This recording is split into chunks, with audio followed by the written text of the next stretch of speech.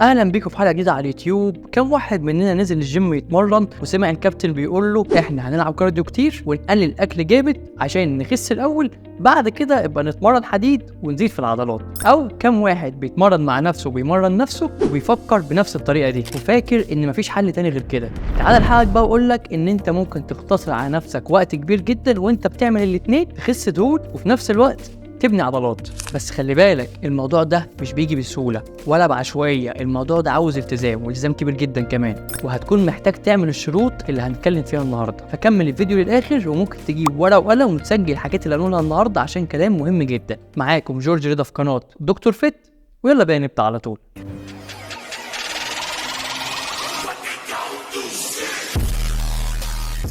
انك تبني عضلات وتخس دهون في نفس الوقت، العمليه دي اسمها البودي ريكومبوزيشن. طب والعمليه دي ممكنه؟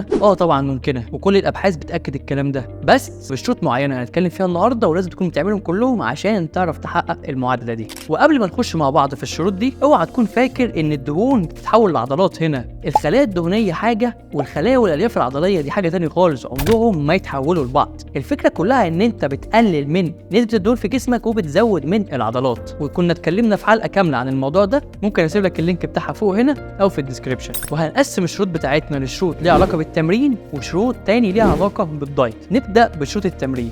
اول حاجه انك لازم تتمرن اصلا، لازم تحط ضغط على العضلات عشان تكبر. لما بتتمرن وتحط حمل وضغط على العضلات بتاعتك، ده بيوصل للمخ انه محتاج يزود من العضلات دي عشان يقدر يتحمل ويواكب الضغط اللي انت حاطه على العضلات في التمرين، فبالتالي عضلاتك هتزيد. لكن برضه مش اي حمل تدريبي وخلاص بنحطه، لازم يكون نظام التمرين مناسب ليك ولهدفك ولمستواك وشغلك واكلك ونومك، مش اي تمرين وخلاص واي اشكال واي مجموعات واي عدات. ولازم تكون برضه في التمرين بتسجل الاوزان وتعمل حاجه اسمها البروجريسيف اوفرلود، زياده الحمل التدريبي بالتدريج. ولو عاوزين نعمل حلقه كامله عن البروجريسيف اوفرلود ونطبقه ازاي صح، ممكن تكتبوا لنا في الكومنتات تحت ونعمل عنه حلقه كامله. ونيجي بقى للشروط المفروض نعملها في الدايت. بس قبل ما نخش في الشروط بتاعه الدايت، هيجي حد يقول لك مش انا المفروض عشان ازيد عضلات لازم اكون عامل زياده في السعرات واكل اكتر من اللي انا بحرقه؟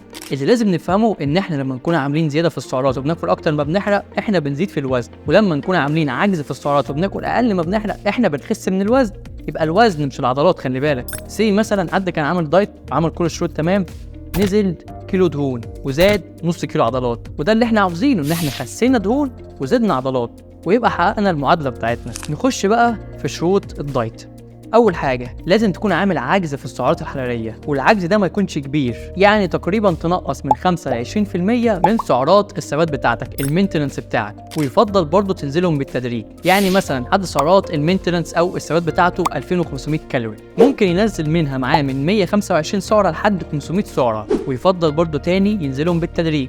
وتاني شرط معانا من شروط الدايت انك لازم تدخل نسبه بروتين عاليه لجسمك في الدايت بتاعك. ومعظم الابحاث والدراسات بتقول لك انه من 1.6 او 1.8 جرام بروتين لكل كيلو من جسمك هيبقى مناسب، بس رايي ما تقلش عن 2 جرام بروتين لكل كيلو من جسمك عشان تبقى مريح دماغك وتطلع نفسك من دايره الشك، بالذات كمان ان انت هتبقى عامل عجز في السعرات وبتكون عاوز تزيد عضلات وتخس دهون في نفس الوقت. وطبعا لو زودت اكتر من كده مفيش مشكله. وفي حاجه تانية مهمه جدا يمكن ناس كتير بتهملها وتنساها، وهي النوم. لازم تكون بتنام كويس جدا من 6 ل 8 ساعات على الاقل في اليوم عشان تدي لجسمك الراحه الكافيه انه يعرف يبني العضلات دي. مش مثلا تكون عاوز انك تزيد عضلات وتخس دهون في نفس الوقت وانت عامل عجز في السعرات وبتتمرن وبتلعب كارديو وتيجي تقضي الليل كله وانت سهران على الموبايل. فلازم تدي لجسمك الراحه الكافيه عشان يعرف يبني اللي اتهدم في التمرين، عشان احنا في التمرين بنهدم من الالياف العضليه، ولما بناكل كويس وندخل نسبه بروتين كافيه واحنا نايمين بقى، الجسم بيبني اللي اتهدم ده ويبني عضلات اكبر. وكمان لما تنام كويس وتعلي من كواليتي النوم بتاعك، ده بيزود من هرمون التستوستيرون، وكنا اتكلمنا في حلقه كامله عن زياده هرمون التستوستيرون للرجاله، هحط لك اللينك بتاعها فوق هنا،